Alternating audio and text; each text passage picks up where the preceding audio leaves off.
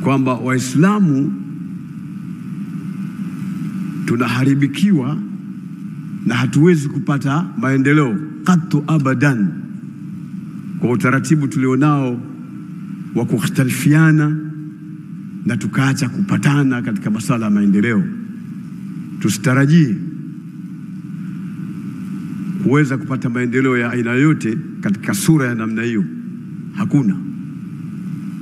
Na ndio maana leo ulimwenguni mashekhe na taasisi kubwa za Kiislamu zinafanya juhudi ya mikutano mbalimbali ambayo mimi mwenyewe nimehudhuria, kuzungumzia namna gani ya kupambana na ikhtilafu zilizopo ili kuwarudisha watu sehemu moja, waendelee kuwa na ikhtilafu lakini waendelee kuwa wamoja na lengo lao kuwa ni moja.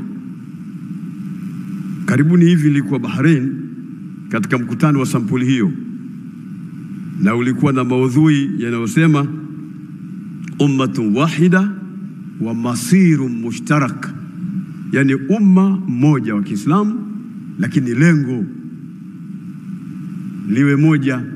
Umma mmoja, kila mmoja ana mambo yake, ana namna anavyoona katika kuendesha mambo, ana madhhabi ambayo ameshikamana nayo, lakini lengo liwe moja. Mjadala ulikuwa mrefu na kila mmoja ameondoka na namna gani atafanya katika nchi yake. Wasia wangu kwa Waislamu kwamba ili tupate maendeleo katika Uislamu lazima tuache na tuzipuuze zile ikhtilafu zilizopo. Kila mmoja aendelee hivyo anavyoona yeye, lakini lengo letu liwe ni Uislamu na maendeleo. Ili jambo la kwanza ambalo nalitupa kwa Waislamu waelewe.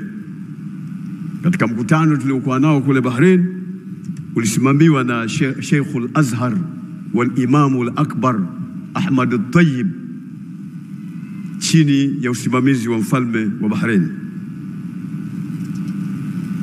Jambo jingine ambalo pia nalitupa kwa Waislamu ni lile ambalo limeguswa katika risala na likaguswa pia na waliotangulia kabla ya katibu mkuu, jambo la amani.